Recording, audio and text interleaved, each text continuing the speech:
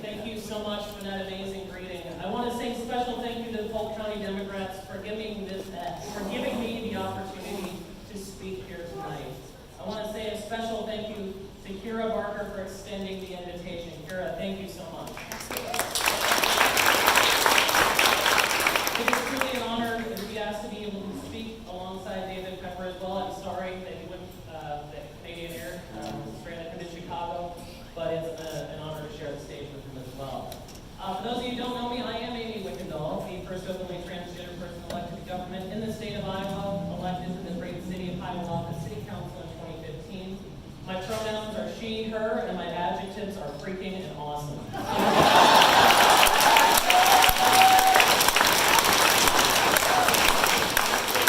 When I first ran for the city council, I honestly didn't set out to be the first in it of anything.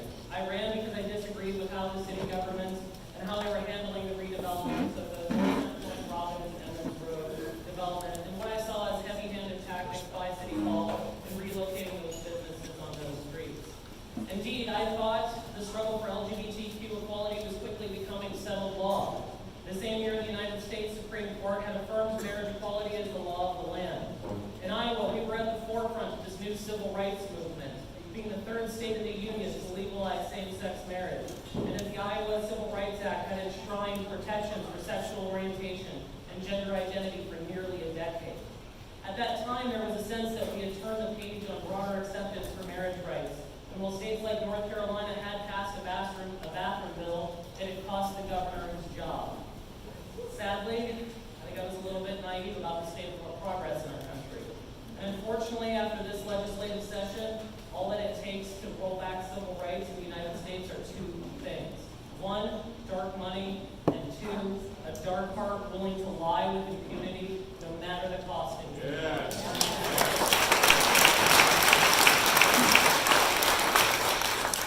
With those two things, groups like Moms for Liberty and conniving politicians like Governor Reynolds implemented the single largest rollback in civil rights rollback in Iowa history.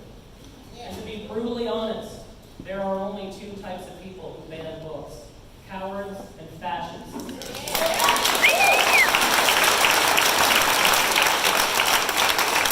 I've said it once before, and I'll keep saying it, because the first thing that fascists do is redefine words. So let's talk about what liberty is and what liberty isn't. Real liberty is not banning books. Real liberty is not being the potty police. Real liberty is not putting the government between you and your doctor. Real liberty is the ability to read what you want. Real liberty is the ability to marry the person you love. And real liberty is the freedom to have control over your own body and not have the government come between you and your doctor.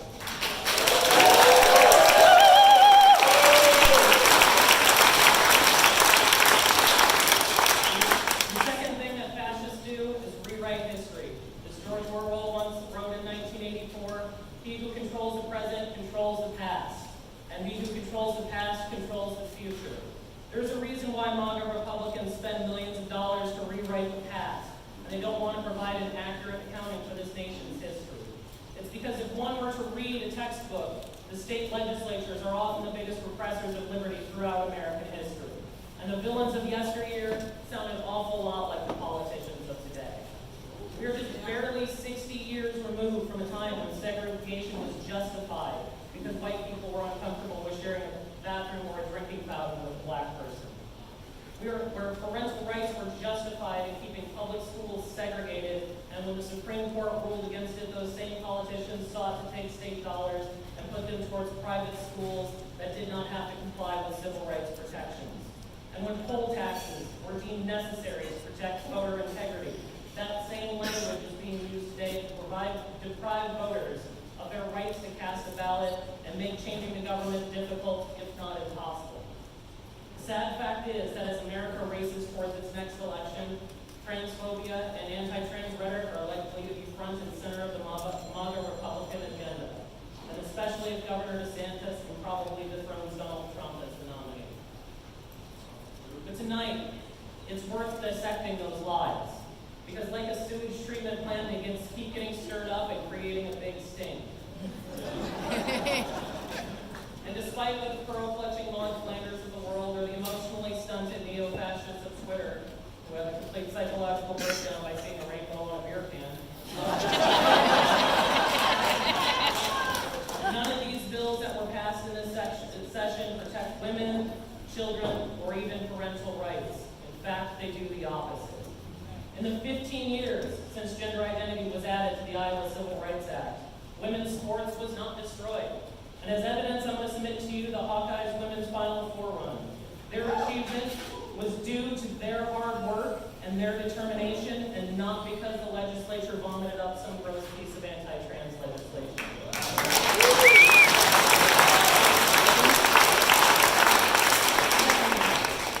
There have been at most a handful of trans athletes in the entire state, and they weren't after some elite scholarships. They just wanted to play sports with their friends and be part of the team. In the 15 years since gender identity was added to the Iowa Civil Rights Act, there was not one incident of a transgender person misbehaving or assaulting someone in the bathroom. Zero.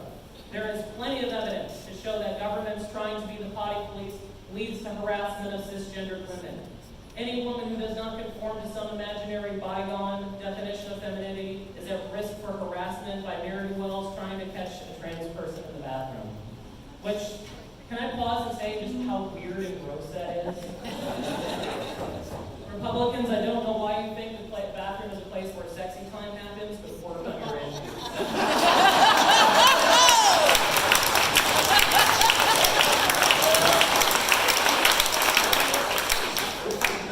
Sadly, trans people suffer increased risk for harassment and sexual assault if forced to use the bathroom of their gender assigned at birth. Not that they care, this is more not viewed as a bug in their legislation, but a feature. In the 15 years since gender identity was added to the Iowa Civil Rights Act, there has not been some great outpouring of regret for transitioning from Iowa's trans youth or adults. For those who receive gender-affirming care, the satisfaction rate is between 90 and 95%. In the House and Senate subcommittees on the bill banning gender-affirming care for minors, they could not find one Iowan who regretted their journey. Gender-affirming care not only saves lives, it enables people to thrive and live their best lives. I know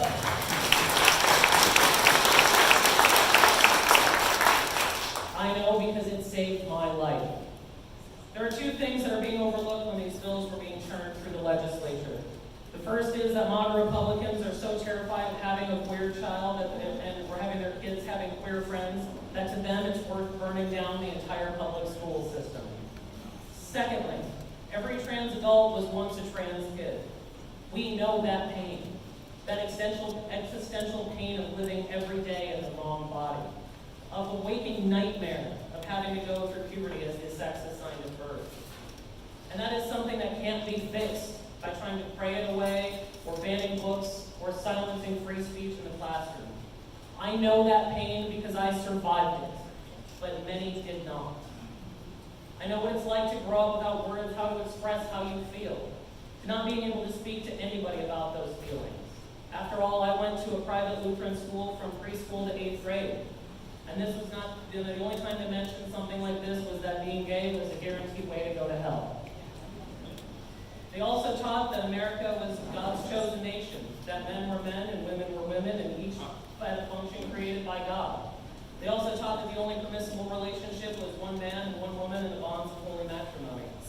All things considered, if upbringing and culture determines one's gender identity, I should have been totally straight. But I'm not. I'm transgender because being transgender is who I am, and it is a normal part of being human. That's right.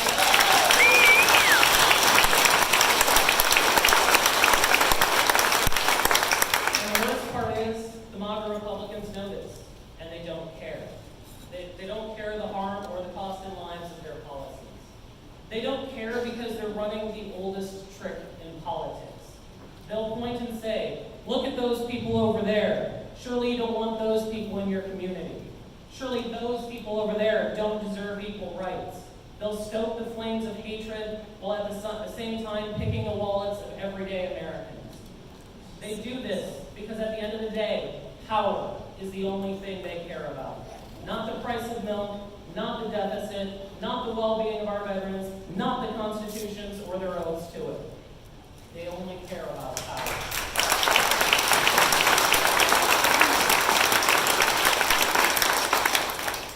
To me, the Republican Party stopped being conservative on January 6, 2021. The day the former president launched a coup to overturn an election he lost to save his own infantile ego from the shame of losing. Instead of a unanimous impeachment vote for inciting an insurrection, they bent the knee, ensuring that the Republican Party would continue its downward slide into fascism. Perhaps some think that word is too charged or hyperbolic. But what animates the GOP's Democratic backsliding is a fear of what America is becoming. Modern Republicans look at America and they don't like what they see. They look at a country that doesn't look like them. They see a country that doesn't pray like them. And they see a country that doesn't love like them. And for that, it's all hands on deck to do what is necessary to turn back the hands of time to some imagined glorious past. Even if that means tearing up the right to vote, or attempting to pack the judiciary with loyalists who will be loyal to the party and not the Constitution, and certainly not to we the people. Tearing up the Constitution is a small price to pay as long as certain people know their place. Their vision of society maintains a rigid hierarchy, and they are on top no matter the cost. Since the fall of Roe v. Wade, Americans have started to become refugees within their own country.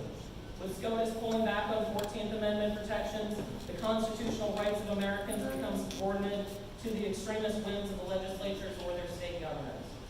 After all, there was a reason that, before his show was mercifully canceled, Tucker Carlson would often open with the line, "Just another day in the Weimar Republic," because he's actively cheering for what comes next.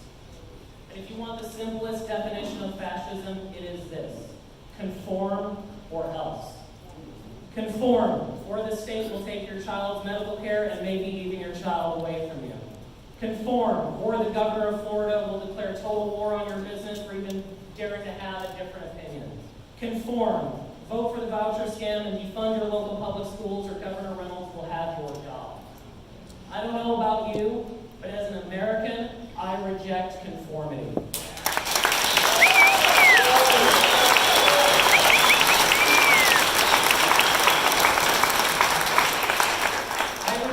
Government telling me how to live. I reject the government telling me what health care I can have. And I sure as heck reject the government telling me to know my place. Because my place is me telling them that liberty and justice for all is not optional.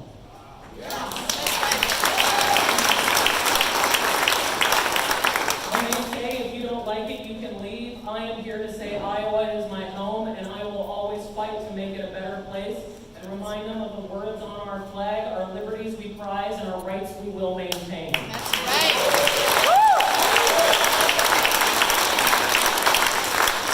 That is not a suggestion.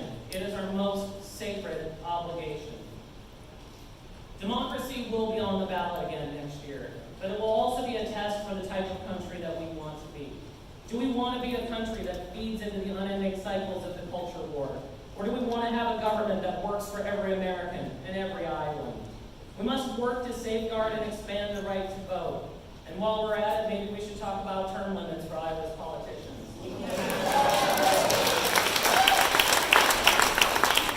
Starting with Governor Reynolds. We should advocate for a constitutional amendment for term limits. Governor, you've had your 8 years, you've done enough damage, time to move out. I believe that we should enshrine our commitment to prevent partisan gerrymandering in the Iowa Constitution. For while the law currently limits the ability for members to pick their own voters, there is no guarantee that will last, especially if elections in Iowa become competitive again. We should also work towards constitutional protections for reproductive health care and a woman's right to choose.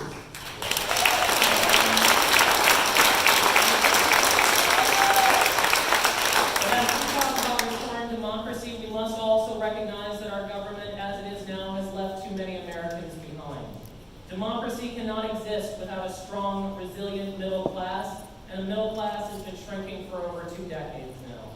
There is a reason why tax cuts benefiting the ultra-wealthy and mega corporations can pass in a single night, but the minimum wage hasn't been raised in 16 years.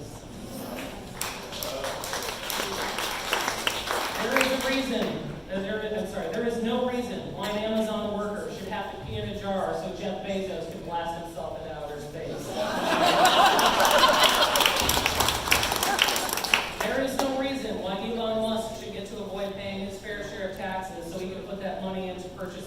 world's saddest midlife crisis. She's got some good ones. We must support policies that enable Iowa's families to get ahead. We must affirm that no one who works 40 hours in America should live in poverty. We must affirm the fact that no American should have to put off going to the doctor because of being bankrupted by medical bills. And we must affirm that burying the next generation in unending mountains of student loan cripples our economy and makes us less competitive in the world. More than anything, we must renew our efforts to overturn Citizens United, and we must start at the state level.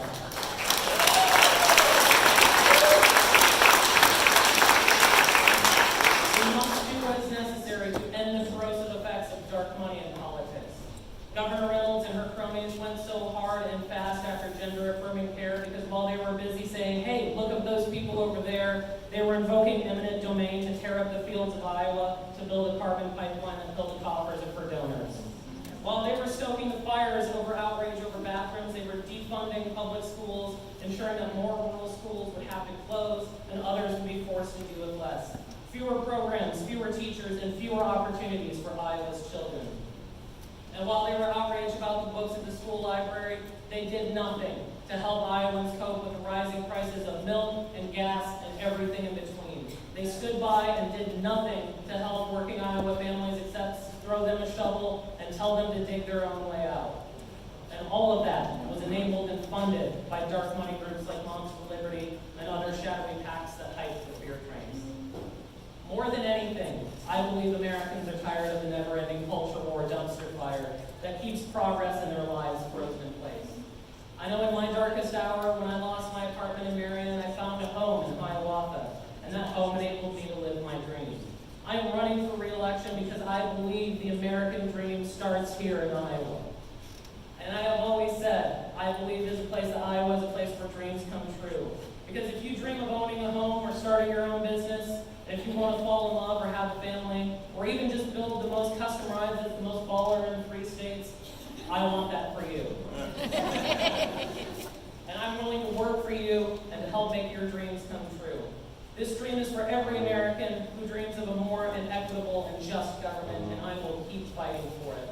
I believe that this is a message that will resonate with Iowans as they go to the polls next year, and I invite all of you to join me in helping the people of this great state live their dreams. I ask for your support for my election campaign as well, and I will never stop fighting for Iowa's future.